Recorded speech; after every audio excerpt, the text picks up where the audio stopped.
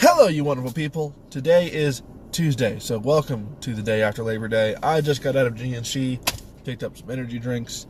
Also went to the vet today to get some medicine, some flea medication for our cat Loki. And next, I'm going to head down to, I'm going to go back home, load the car up with a bunch of bags, and me and the family are headed to Hilton Head Island, and we're going to have some fun there. We need a vacation, really desperately. Lindsay's been dealing with a lot of stress. I've been dealing with depression. I feel like I've been, overwhelmed with work lately. I know we just got back from Nashville last month, but Lindsay was sick the whole time. Emran fell and cracked her head. We thought she might have had a concussion. One thing after another. The whole event was stressful. So we're trying to do a little bit of a do-over here. So just be Lindsay, Emran, and I on a vacation. A well-deserved one, if I may say so myself. I mentioned that I'm dealing with some depression. Part of it is because I've been overwhelmed with work and I'm kind of just suffering from burnout. But there's something else that's causing this depression, and it's actually a little bit more of a severe thing. See, I have to go up to New York this month. I don't want to go to New York at all. I can't stand that place. It's the honest truth. I can't stand that place. I grew up in New York City. 18 years I lived there, basically, in the Bronx. I loved it when I lived there, but I've been living in South Carolina for so long, I've become much more accustomed to this kind of place. I like this place. I went up to New York 2 years ago to visit family and introduce everybody to my newborn 2-month-old baby, and that was pretty stressful. It's pretty stressful because I'm just not used to the fast pace of New York City anymore. There's nothing wrong with that. But that's not even the main reason that I'm worried about going. There's actually another more severe PTSD type reason. And after talking with Stephen about it, he said that I needed to get some closure. I can't just keep this inside. Lindsay knows about this. Stephen knows about this. There might be another person that knows. I can't really recall, though.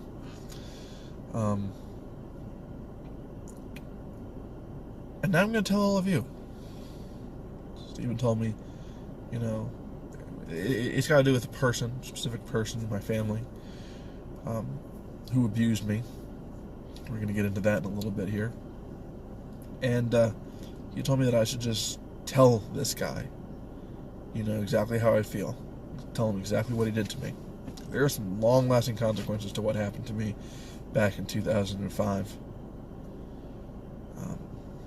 I didn't feel comfortable doing that because, well, I'll get into that in a little bit.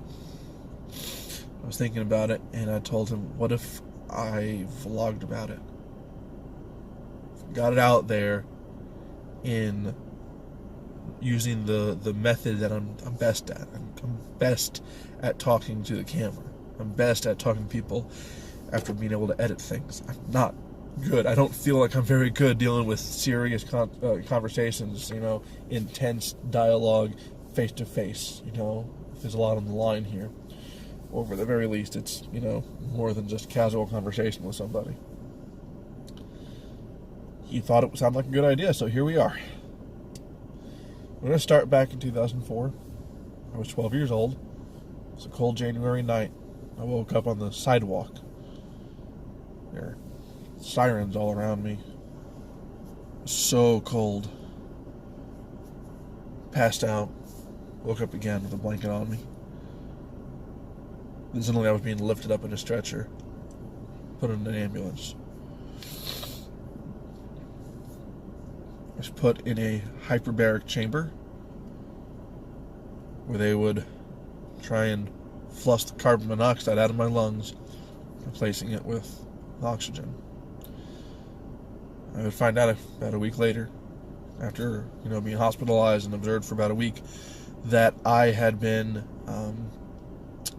there had been a carbon monoxide leak in my house, my apartment, and my mom survived, but my dad and my little sister did not. That was terrifying to me. apparently, that there was just, something wrong with the maintenance of the boiler or whatever, and it just happened. 8 months later, my mom died. Right before I was supposed to start school. I had been homeschooled before this, and after everything that happened, my mom wasn't up to homeschooling me anymore, so I was going to be put into public school, and, well, she died right before that. So, there was a big question. What happens to John? Well, there's apparently a bit of a feud between the two halves of my family. The Duffy side, who I had grown up around, I knew the best. Obviously, they wanted me. They had been essentially taking care of me and helping my parents take care of me for my whole life, and my sister. My Aunt Linda would often be seen with her kids, me and my sister, and other cousins from the side of the family, just taking us all out to the park and stuff. It was that was the family I knew as a kid.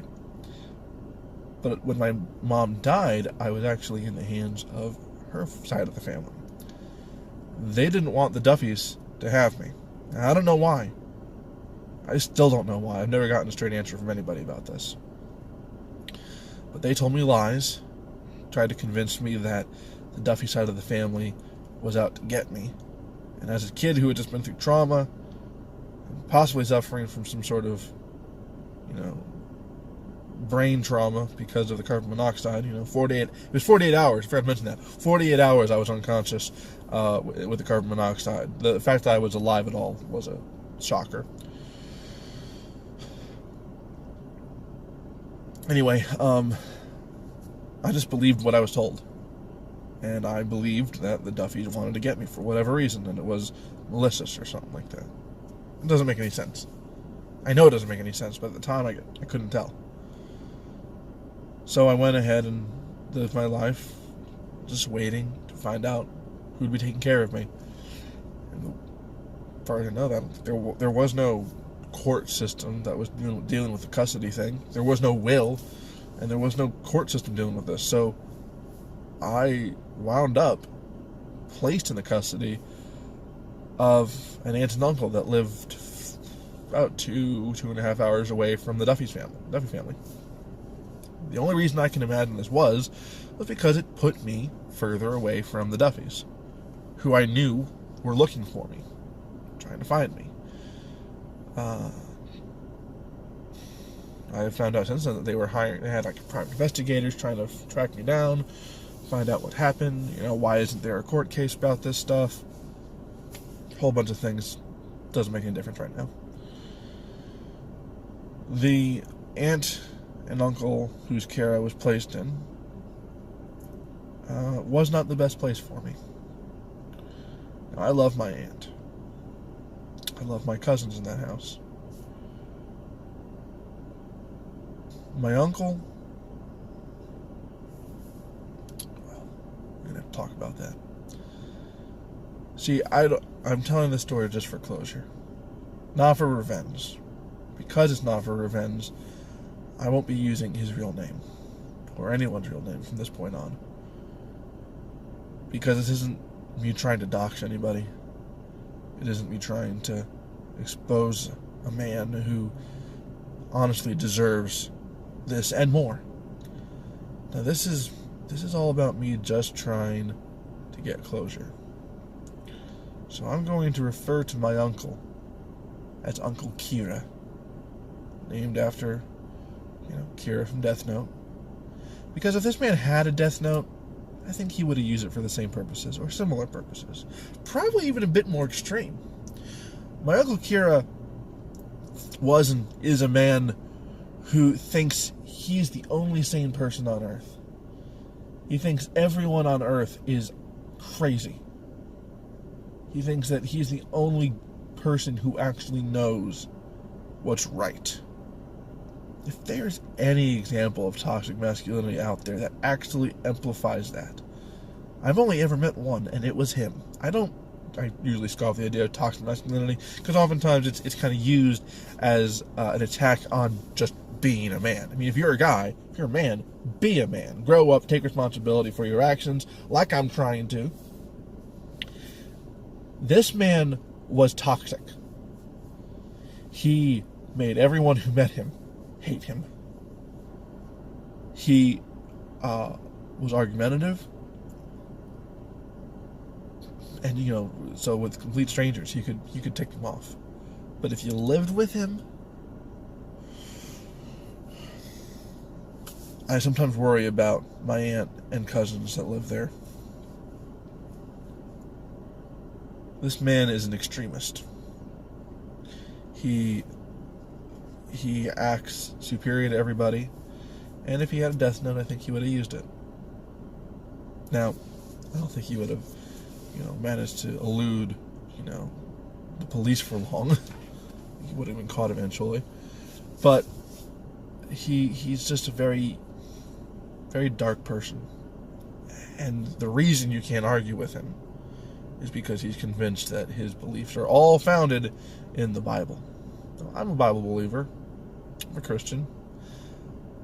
He uses the Bible as an excuse. Tries to claim that everything he says, all of his actions, are derived from what the Bible tells him what to do. That's nuts. Because this man is harsh. This man is incompassionate. Is that a word? Incompassionate? Uncompassionate? He ain't compassionate. He's a very hard person. And if you don't agree with him, in his eyes, that means you don't agree with God. That makes you evil. So if you disagree with my Uncle Kira, you're evil. You're an evil, godless man who isn't worthy of his time. But if you live with him, you are worthy of his time. And he will manipulate you. He will abuse you emotionally. One thing I gotta give him credit for, he was smart enough to never lay a hand on me. But he managed to make me live in fear for my life every day I was there. I'm going to go into more detail about this tomorrow. But I have a vacation to get ready for. And I also don't want to spend too much time focusing on this right now. But tomorrow I'm going to vlog again. And we're going to talk specifically about what he did to me. Alright? Break this up into a few different days. Alright? My Uncle Kira ruined me. Ruined my life. He is... I'm not trying to use him as a scapegoat, because I'm responsible for all of my decisions. So, he's not a scapegoat, but he definitely shares some of the blame for putting me on the path that he put me on that led me to this point. I gotta get home.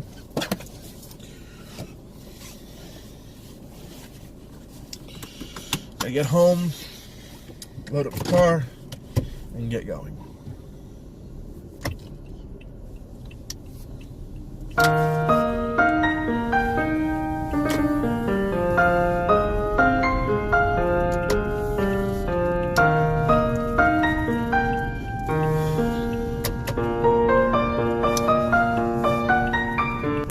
Welcome to Hilton Head Island. We are finally here after about 4.5 hours of driving. Would have been here a little bit earlier, but, unconstitutional tolls got in the way. Lindsay thought that was hilarious, but maybe you don't. I don't know. Where's your political affiliation? Let's not do that right now. That's what I gotta do. Hey, you gonna push the cart?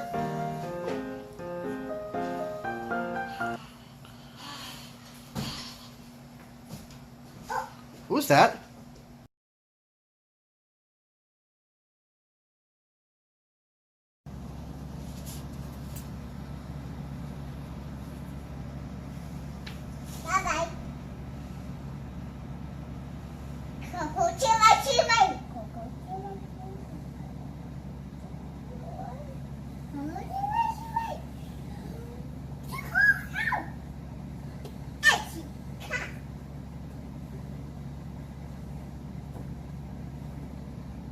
And now it's time for the pool.